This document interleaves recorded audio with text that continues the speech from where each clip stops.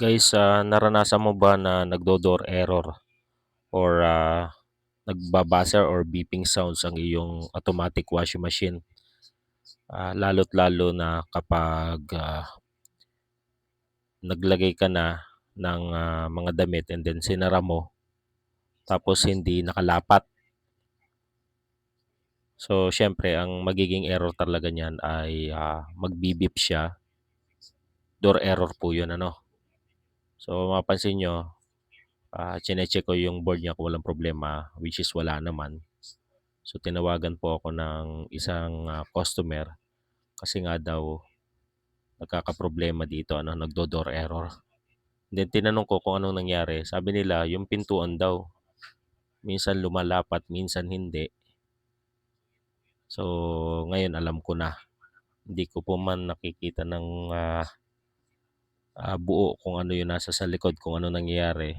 Na-analyze ko na po na yung pintuan nga yan ang nag-cause kung bakit nagbibip. So ngayon, ipapakita ko po sa inyo kung paano natin susolusyonan ito. Yan nga po, nang binuksan ko yung pinto, nakita ko kawang nasira na po siya. So kung i-rebit naman natin siya or gagawin ng paraan, hindi rin naman aari or pwede. So yan, buksan po natin dyan. May solusyon po akong ipapakita sa inyo. So tanggalin nyo lang yung dalawang tornilyo dyan sa gilid. And then kapag natanggal nyo yan, tanggalin nyo lang yung takip. Pag natanggal na yung takip na yan, laladlad na sa inyo yung mga parts dyan sa likod. So kung makita nyo yan, tinanggal ko yung contactor, yan ang nangyayari. So dahil angat na nga yung tumutuko dito sa contactor, talaga mag-error. Minsan kumakapit, minsan hindi.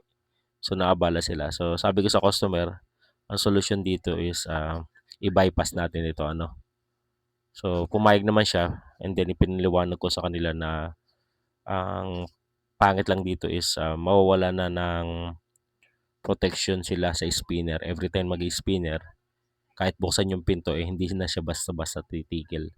Hindi kagaya nung dati, nung buo pa itong kanilang pintuan. Every time bubuksan mo yung pinto, mag-e-error. Kasi nga, for safety yan. Tanong, makaka-apekto ba to sa board? Hindi. Kasi yan naman ay for safety precaution lang para hindi tayo masaktan. Pero kung makaka-apekto sa board, hindi. Kung tutuusin is mas mapapaganda nga kasi kahit madanggil natin yung door na yan or mabuksan ng aksidente, hindi siya basta-basta mag-e-error or mai-interrupt yung process. So yan guys, na bypass ko na siya. Pagdugtungin lang yung dalawang wire na nakakonekta doon sa contactor and then i-tape ng maayos, sigurado hindi mababasa, okay na po yan. And then takpan na uli yung nasa likod. So okay na po yan. Ganyan lang po ang pag-bypass, basta door error. Ngayon, testingin lang natin. So ngayon, dinala ko na siya sa spinner kasi dyan talaga nakadesign yung door sensor for safety talaga while na nag-i-spin ka. So ngayon, testingin natin. Nilagay ko lang sa pinakamababang settings, number 6. So number 5, iikot na yan. So, buksan natin para makita natin. So yan, ganyan lang guys. Gusto ko lang i-share sa inyo na kapag door error ang problema, kung hindi siya magnetic sensor, ganyan lang po. Ordinary contactor lang, no? So yan, gumagana na guys. So tingnan nyo, kahit buksan or sarado ko, hindi na siya mag-e-error. So ganun lang guys, walang gastos, kaya nyo na yan. Pero syempre, once na nag-bypass kayo, doble ingat kayo every time na nasa spinner na